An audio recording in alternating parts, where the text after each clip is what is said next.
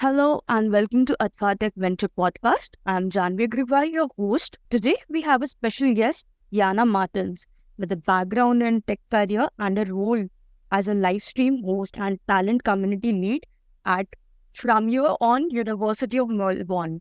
Brings a wealth of knowledge and experience to our discussion. Stay tuned as we dive into the exciting world of technology and career development with her. Before we dive into actual conversation, I would just like Yana to introduce herself. Hi, everyone. Thank you for inviting me to this podcast. I'm Yana Martens. And as you already mentioned, I've been running a YouTube channel around the IT career in Australia for the last 3 years, helping people to understand how they can grow their career in Australia, how they can transition from the different roles, but also just help them to network with people in the industry. Okay. What else do you do apart from that?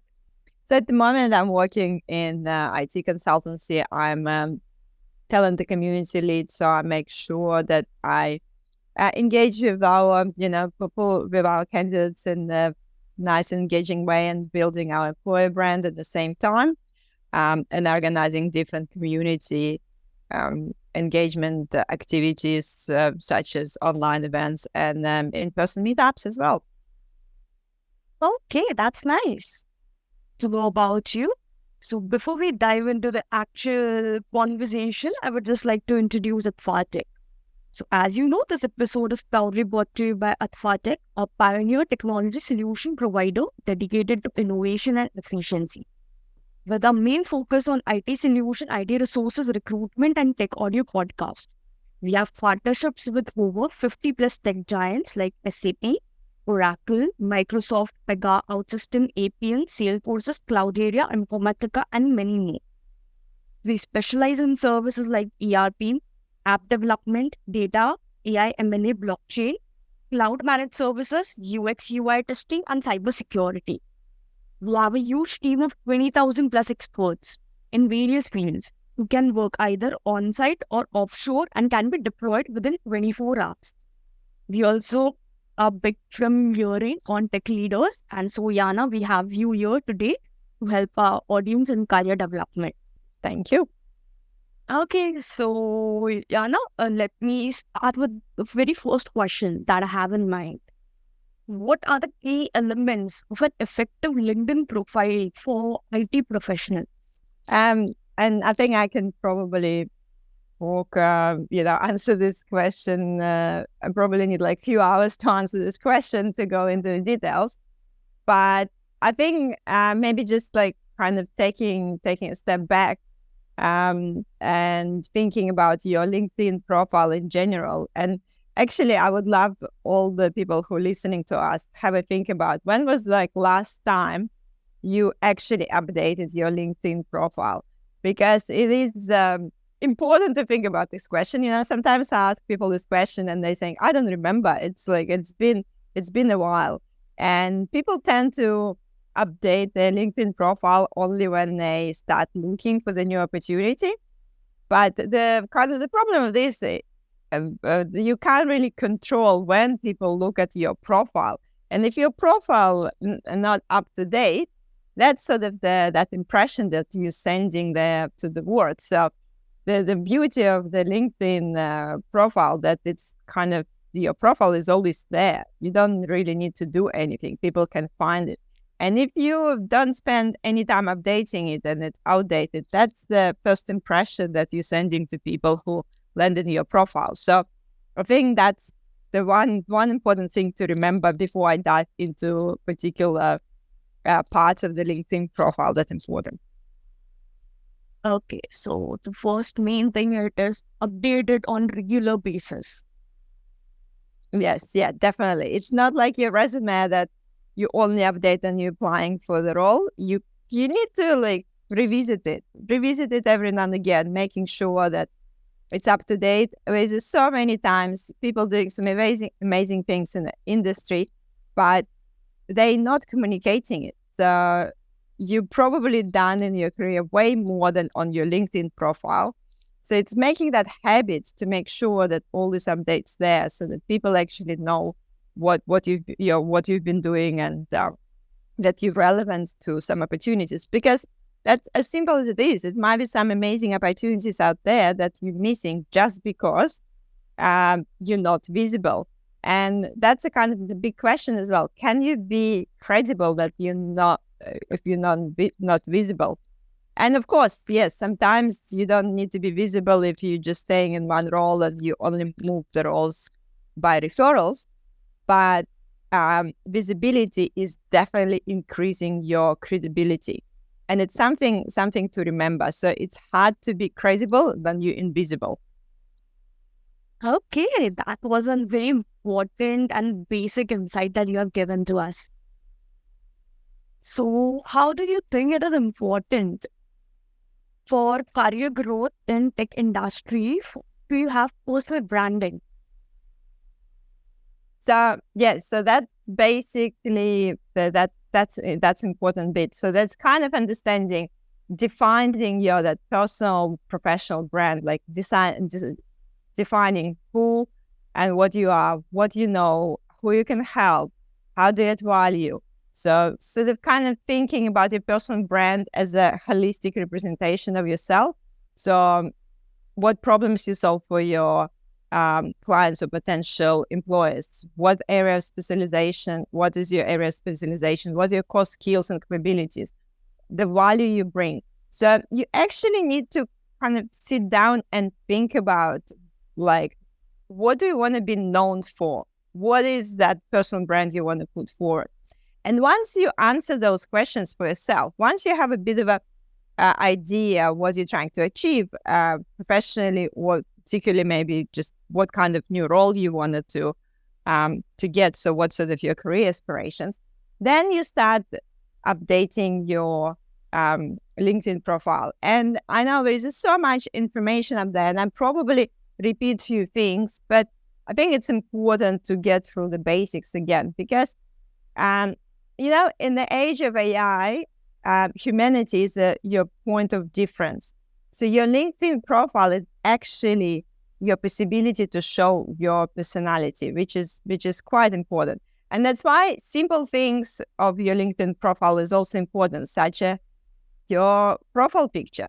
Yes, everyone talks about the profile picture every time, but your face, like, gives so much, but gives so much information to the person who's looking at your profile. And basically, your facial expression can really make that difference. You don't have a second chance to create this first impression. And the photos is still a really, really strong way to create this first impression. I always say people like simple things, like a part of the obvious things, not cropping a picture from the family portrait or wearing sunglasses or looking at the camera. It's also quite important, to even smile on your photo, because smile is actually increasing your face value. So when you're smiling, we perceive as more friendly, as more trustworthy, as more approachable. So yes, it's little things, but even your, facial expression, your photo can really set this first impression of your profile. And then there is the usual things like your banner. And if you don't have a banner on your LinkedIn profile, it just feels like it's incompleted. Yeah, it feels like you don't care about your LinkedIn, so you didn't even make an effort to put something there. And I'm not saying that you need to create some fancy banner or anything like that there, but it's basically putting something that's relevant. And these days, with things like Canva, it's not that hard. It's not that hard to go to Canva, to the LinkedIn banner template, and maybe put a main technology you're working with there, or maybe put some mission statement there. So it's not that hard to create a banner that really, really show your personal brand. It's basically utilizing a lot of space on your LinkedIn profile, because think about it, it's the same as resume. When you send the resume, people are gonna read just first page of your resume and make this first impression. Same with your LinkedIn profile. People land on your LinkedIn profile, they're gonna just kind of look at the first page, what they see before they scroll down, and they already form that sort of impression. That's why these things is important. Your headline obviously is important as well. And yeah, there's just so many other components. I can go through them further. Like if you would like me, I can just take you through the further components of the LinkedIn profile. Okay, you can share some of the components that you feel are more important. These are the basic ones that you have. So yeah, I think a part of like obviously the basic one, obviously that headline is quite important. And headline at the moment give you 220 characters. So it's quite a few characters you can put there. And I think it's important to really think about your headline and not only put your title there, but you can also think about the keywords you can put in there, or even something a bit more personal. So I would always think about something, I don't know, like maybe if you like a software engineer, you can put like you software engineer, expert in Python, Java, and machine learning, building a scalable solution in tech innovation, or something like that. So you can always, again, we're living in the era of AI. You can go to ChatGPT and ask ChatGPT based on my resume, can you put a really good headline for me? ChatGPT give you few lame options, and then you can adapt and put something that's a bit more personal. Yes, and not just copy and paste anything from ChatGPT, but that's your starting point, yeah? So use your title, use the keywords, use something, if you're a data engineer, you can say something, turning complex data into strategic insights. I don't know, make it a little bit more interesting, but also, again, using those keywords and the people will be looking for. You can't ignore keywords. And because especially when recruiters looking for people on LinkedIn, first thing they're going to do, they're going to go for like the easiest option, someone who pop up when they put the main keywords in. If someone looking for a Java engineer, it's obvious they're going to put the Java in the keywords. And, if you've been doing Java for 10 years and you only put software engineer there and didn't mention Java, doesn't mean that you're going to pop up in the beginning of the search. So keywords are quite important, and you can spread them really strategically into your profile. You can put them in the headline, you could put them in the summary, you can put in the job responsibility and the skills. There's so many areas you can put the keywords. And yeah, again, being strategic about it and thinking like, what's your next role? What's your ideal next role?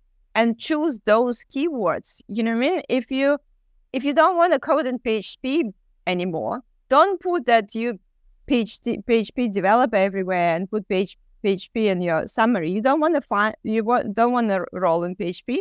Just mention it like in your last role, but in the summary, put the technologies that you want to work with. So even if you didn't work with those technology, you can still mention it. Subtle. Yes, subtle. Don't say you AWS guru if you never work in AWS, but you can mention that you're really passionate about cloud and working with AWS and do some certifications, because again, you'll come up in the search.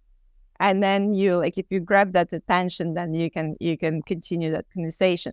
So really be, again, strategic about putting the keywords in.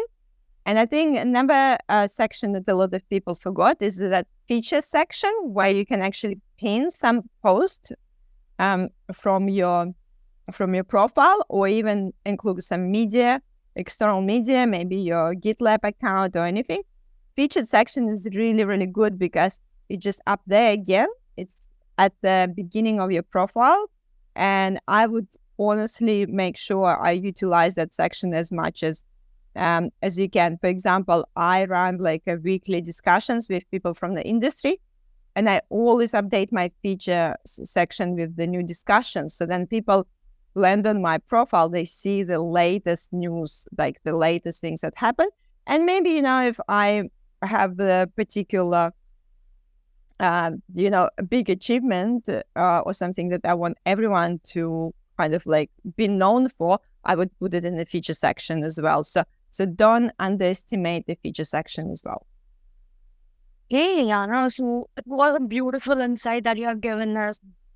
Use keyword, be strategic about what do you want, be very specific about it, make use of the feature sections, right? But there might be some people who will still be confused on what type of content should I post on my LinkedIn to increase my visibility or to enhance my visibility.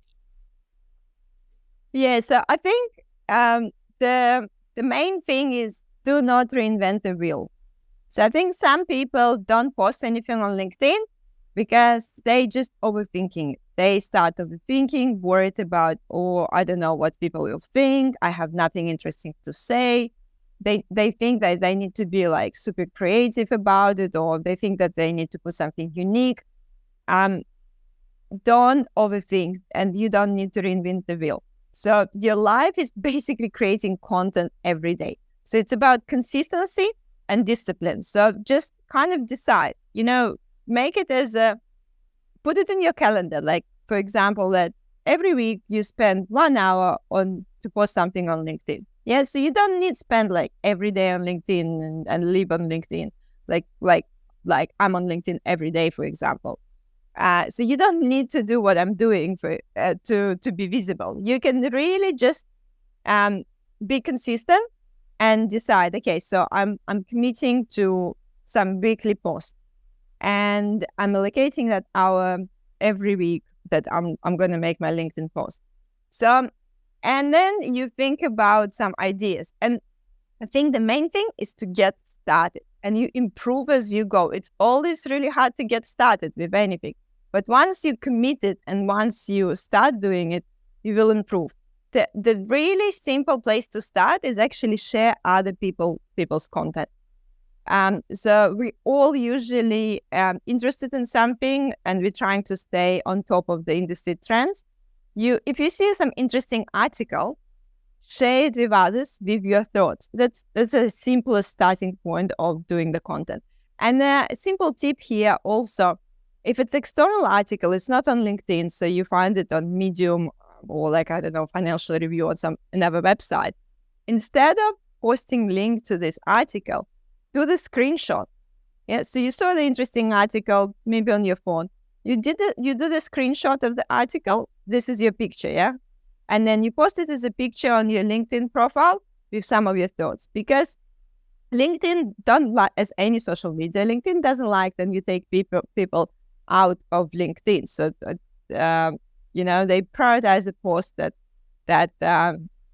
is like that native content on LinkedIn. So grab the screenshot, use it as your picture, and write a few things about this article. What you like, what you didn't like, what you agree, what you disagree. And that could be a really simple starting point to start creating content.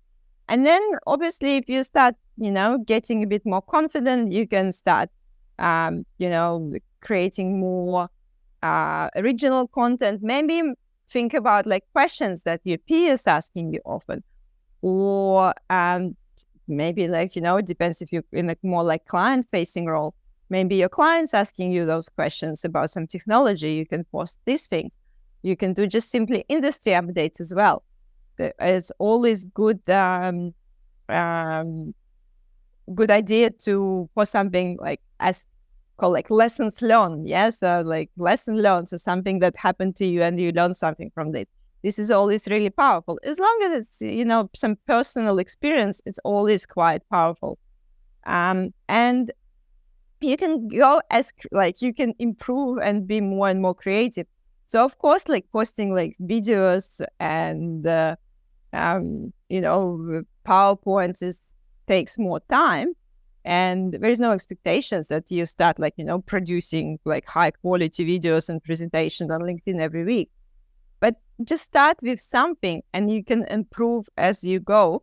And because you're kind of doing it, you're learning more about it, your content will get better as well. So you also will see that people commenting, people maybe asking more questions, and that gives you some ideas for more posts as well. So, and think about the community. Think about what other people wants to know. Don't think about like posting just about yourself, your achievement, because it's kind of sometimes seems like LinkedIn.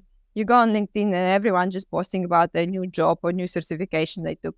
Think about what people want to learn what you can maybe if you the great way also, if you have a mentee, think about what sort of question mentee is asking you, and maybe you can post those answers as a little post on LinkedIn as well. So I think consistency and not overthinking it. That's like the two things that you should start with.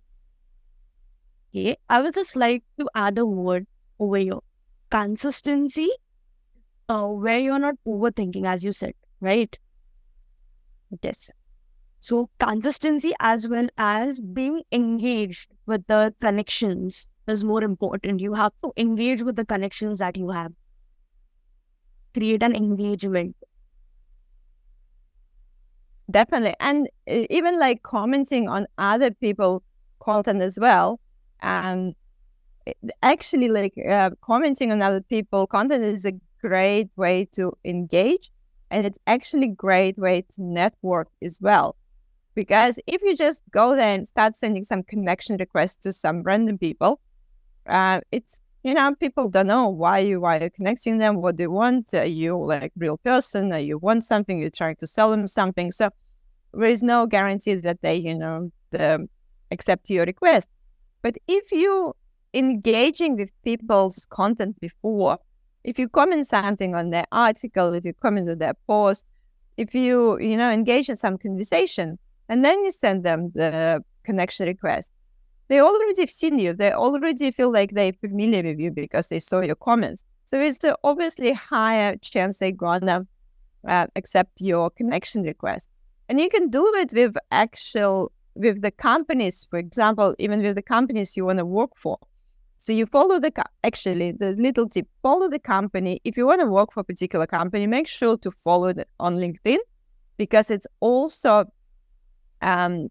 push your notification about the jobs of this company. So if you're following this company, most likely you'll see the job notifications from this company, the LinkedIn algorithm that will push it to you.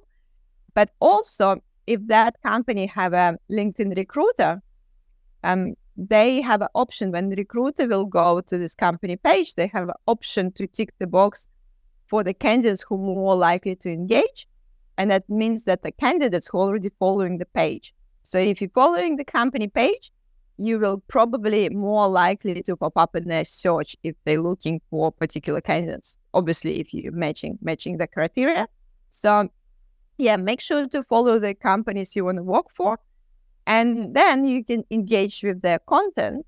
And then you can engage with the content from their employees, because then you can create basically connections with the people from the company, which is always good, because if they post a job and you already have a connections within this company, even if you've not met them before, but connected on LinkedIn and exchange your messages, that give you that opportunity to reach out to these people and say, hey, I've seen your company posted this job.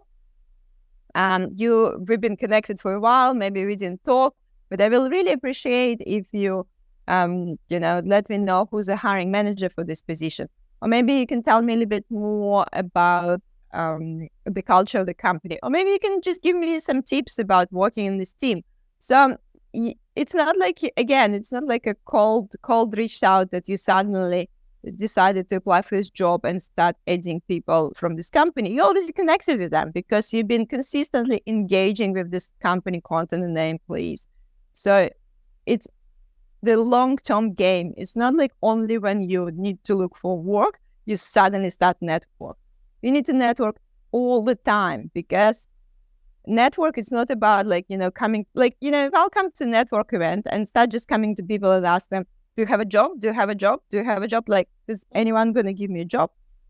Like, no. But people do it on LinkedIn. People do it on LinkedIn, just sort of sending requests and asking for a job, instead of engaging before and building this connection. So it's the same thing. Like when we do in real life, we need to build this like kind of long-term connections on LinkedIn too. Okay, it was a great insight from your side to how can we find job opportunities in the IT sector through LinkedIn. Just be consistent and engage with people. Yeah, definitely. And there's LinkedIn, it's a great platform for that because you can see people's position descriptions, you can see what company they're working for. It's giving you all those details. You just need to be smart about it. And as I said, play that long-term game, not just like, oh my God, I need job tomorrow. I'm just going to spam everyone with like my resume messages. True. So there might be some mistakes that job seekers should avoid when building their LinkedIn profile. What are those core mistakes that you have identified? I think that's kind of building up on exactly what I've just mentioned before. So being strategic about it, not just start networking, reaching out to people only when you need a job. It's pretty much it's the same like asking someone to get married in the first date. If you go on the first date and to tell the person, will you marry me? I think they will be a bit surprised that you're doing it. So it's probably kind of the same feeling when you're just sending the message to the person and asking like, oh, do you have a job for me? So thinking about that, again, networking strategy. So you want to get to know a person, you want to connect with them, you want to listen to their story, share your story, and then only ask for the job. So it's about being that kind of part of the community. So I think that's the one common mistake. Then people just kind of like send those messages with their resume and asking for the role without building any connection. That's the most common mistake I've seen. But also, there's a lot of that simple mistakes and people do about their LinkedIn profile, incompleted profile where you leave a lot of sections empty or incompleted or just really generic headline, like nothing to catch attention. So there is no really, you can't see anything what make you special. So just keeping it really, really generic and incompleted. So it's obviously the quite common mistake. And then also like ignoring keywords. So as I mentioned, you might be doing so many great things, but you're just not putting the right keywords in. And it's also important with the job titles as well. So a really simple example, and obviously now with AI tools, it's probably changing and the searches became smart as well. But really simple example, if you, for example, software engineer, when someone advertising for the role or looking to hire one, there is a simple, definitely some other titles out there. So it could be developer, it could be programmer, and we use them interconnect, like we mix and match those titles. But sometimes, especially if you're applying for a particular role, just match the exact title, yeah? So maybe in your summary, mention the word like programmer or developer as well. So it depends what sort of role you're looking for. Or if you like project manager who then become like Scrum Master, then you become Agile project manager, maybe then you become delivery lead. So be smart about your titles. And maybe sometimes, you've been a Scrum Master, but you're actually really strong project manager. Maybe put project manager / Scrum Master, or like just think about your titles as well. Don't just go exactly always with the title you had in your contract. There is no one will be chasing you on LinkedIn and saying like, oh, your title not exactly like in your contract. Think about, again, keywords when you're putting your titles on LinkedIn and mix and match, especially for some older roles. You can edit them and make sure that that's consistent, because the job titles is so different in the different companies. So you need to kind of think about the different variations of those to make sure that you're searchable as well. Obviously, make sure to do some activities on LinkedIn. Make sure to engage with the content. Make sure to try to post a few things every now and again. So be active. Otherwise, your profile can get lost as well. Okay, that's nice.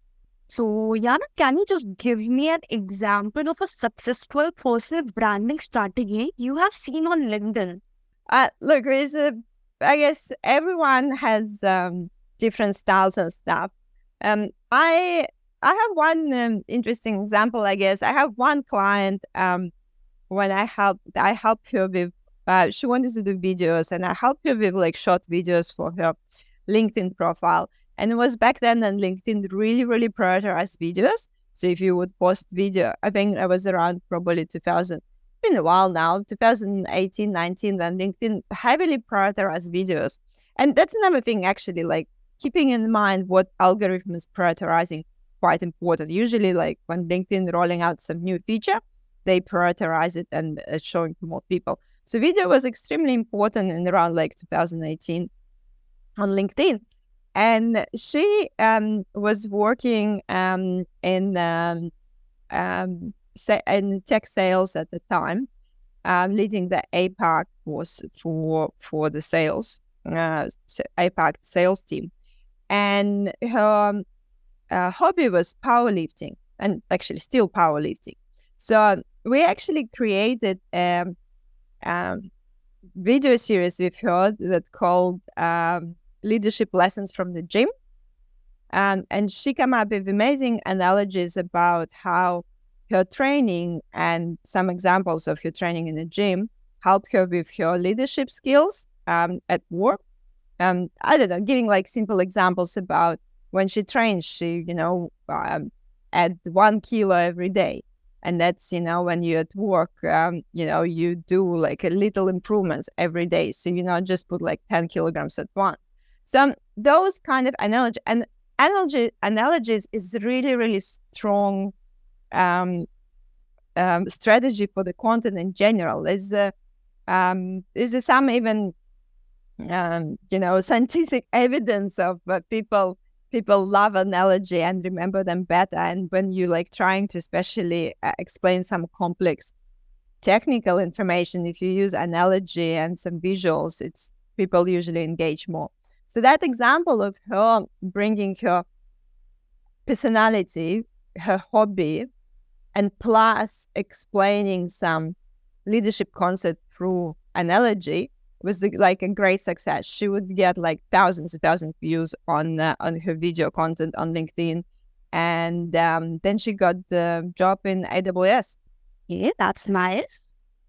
So basically, we have to be aware about the algorithm the LinkedIn is using, and we should post content more related to it, related to the trend that's on LinkedIn. Yeah, so you need to look at the what algorithms prioritizing as well. But I would not overthink it. Obviously, don't try to chase trends all the time. But it's just good to keep in mind, if it's a new feature, why not to try it? When LinkedIn roll out some documents, before you couldn't post the PowerPoint like slides into LinkedIn, you only could do like one picture. Then they roll out that feature of documents, and you could do, few slides, and LinkedIn was prioritizing it. Then LinkedIn, did that polls. So you start like posting polls on LinkedIn. So it was quite popular. So usually in general, in majority of social media, when they're rolling out new feature, they tend to prioritize it because they want people to use it and try it. So that's kind of like that one of the tips. So if you see something new, try it, because there's a high chance that LinkedIn will show it to more people. Okay, Anna, thank you for letting me know. And with this, we are done with the podcast today. Thank you for joining us today and giving us a great insight about the career development in IT. And thank you so much for having me. Okay, would you like to say something to our audience? I mean, there is a really cliche saying, but I think it's probably worth to mention it. I like to say, be yourself. Everyone else is already taking. And sometimes it's really hard what it actually means to be yourself. But I think defining it for yourself, who you are, is a great starting point. So decide like who you are, what you do, where you want to be, how you want to be perceived online, What do you want to be known for? Have this idea in your mind. Otherwise, if you don't have this idea in your mind, how you gonna communicate to others? So be clear on who you are and then be yourself. Okay, Anna. Thank you for letting our audience know that they can be their own self. And thank you to our wonderful audience for tuning in. We hope you had a great time diving into the world of career development with us.